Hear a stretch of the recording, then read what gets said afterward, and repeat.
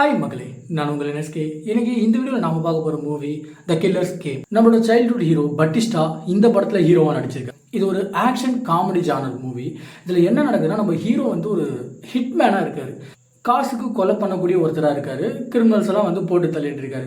இப்படி ஜாலியாக எல்லாரையும் போட்டு தள்ளிட்டு சுற்றிட்டு இருக்கும்போது ஒரு பொண்ணை பார்க்குறாரு. அழகாக ஜாலியாக அப்படியே லவ்லாம் செட் ஆகுது. ஒரு மாதிரி செம லைஃப்பாக அப்படியே ஜாலியாக போயிட்டுருக்கு. அப்படி போயிட்டு இருக்கும்போது தான் லைட்டாக மைல்டாக தலைவலிக்குது. அதுக்கப்புறம் கண் கொஞ்சம் தெரிய மாட்டேங்குது அப்படின்னு சொல்லிட்டு ஹாஸ்பிட்டலில் போயிட்டு செக் பண்ணுறாரு. செக் பண்ணும்போது தான் தெரியுது, டாக்டர் என்ன சொல்கிறாருன்னா, கையை கொடுங்க, நீங்கள் இன்னும் 3 மாதத்தில் செத்துருவீங்க அப்படின்னு சொல்லிட்டு சந்தோஷமாக சொல்கிறாரு. என்னது 3 மாதத்தில் செத்துருவேனா? பின்ன இத்தனை பேரை கொலை பண்ணிட்டு இருக்கே, இந்த பாவம்லாம் சும்மா ஆகிடுமா? இப்போ தான் லவ்வர் செட் ஆச்சு, இப்போ தான் லைஃப் நல்லா போவோம் அப்படின்னு யோசிக்கும் போது இப்படி செத்து போயிடுவேன்னு சொல்கிறீங்களே அப்படின்னு சொல்லிட்டு ஒரு மன உளைச்சலுக்கு ஆளான அவர் என்ன பண்ணுறாருன்னா, ரொம்ப யோசிக்கிறார். யோசிச்சு சூசைட் பண்ணிக்கலாம் அப்படின்னு போகும்போது கேர்ள் ஃப்ரெண்டுக்கு தன்னோட இன்சூரன்ஸ் பணம் வரணும்னா சூசைட் பண்ணிக்கிட்டா அது நடக்காது. ஸோ அந்த காசு அவளுக்கு போட்டோம், அவன் நல்லா இருக்கட்டும் அப்படின்னு சொல்லிட்டு யோசிக்கிற அவர் ஒரு முடிவு எடுக்கிறார். அது என்ன முடிவு அப்படின்னா, இதுதான் வந்து ரொம்ப முக்கியமான ஒரு ஸ்பாட். ஏன்னா இப்படி ஒரு முடிவை யாருமே எடுக்க மாட்டாங்க. அப்படி ஒரு முடிவை அவர் எடுக்கிறார். காசுக்கு கொலை பண்ணக்கூடிய கூலிப்படை தலைவியை ஒருத்தவங்களை போய் பார்த்து, இந்த மாதிரி நான் 2 மில்லியன் தரேன், நீங்கள் ஒருத்தரை கொலை பண்ணணும் அப்படின்றாரு.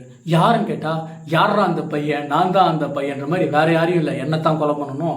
ஸோ இனி நைட்டு 12 மணிக்கு மேலே என்னை கொண்டுடுங்க அப்படின்னு சொல்லிட்டு அவர் கிளம்பி போகிறார். ஸோ 12 மணிக்குள்ள கேர்ள் ஃப்ரெண்டு கிட்ட போயிட்டு பிரேக்கப் பண்ணிக்கலாம், உனக்கு எனக்கும் செட் ஆகாது அப்படின்னு சொல்லிட்டு கிளம்பி போயிடுறாரு. ஸோ 12 மணிக்காக வெயிட் பண்ணிருக்கும் போது கரெக்டாக 5 நிமிஷத்துக்கு முன்னாடி டாக்டர் கால் பண்ணி, சாரி ஒரு சின்ன மிஸ்டேக் ஆகி போச்சு, ரிப்போர்ட் மாறிடுச்சு, நீங்கள் சாவ மாட்டீங்க, நீங்கள் ரொம்ப வருஷத்துக்கு ஆரோக்கியமாக இருப்பீங்க அப்படின்னு சொல்லிட்டு ஃபோனை கட் பண்ண. இதை கேட்ட உடனே, நான் பாட்டுக்கு சிவனேன்னு இருந்தேடா, ரிப்போர்ட்டு மாறிடுச்சு நான் அசால்ட்டாக சொல்றியா, இப்போ என்னை கொல்றதுக்கு ஆள் வராங்கடா, என்னது ரிப்போர்ட்டு மாறி போச்சா, உன்னோட வார்த்தை பிழை என் வாழ்க்கையை பிழையாக்கிடுச்சடா.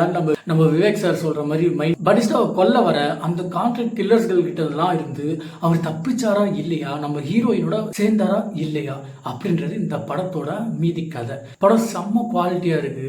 ஒன்ஸ் இந்த கான்ட்ராக்ட் கில்லர்ஸ்லாம் பட்டிஸ்டாவை நெருங்க ஆரம்பிச்சதுக்கு அப்புறம் படம் ஃபுல்லாவே வந்து பரபரன்னு போகும். சரியான ஆக்ஷன் சீன்ஸ் இருக்கு.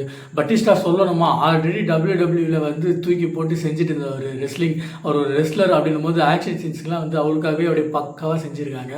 ஸோ மறக்காமல் செக் பண்ணி பாருங்க, அமேசான் பிரைமில் இருக்குது. த கில்லர்ஸ் கேம் மூவி பேர். ஓகே மக்களே, இதே மாதிரி நிறைய மூவி சஜஷனுக்காக நம்ம சேனலை ஃபாலோ பண்ணிங்க. டாடா.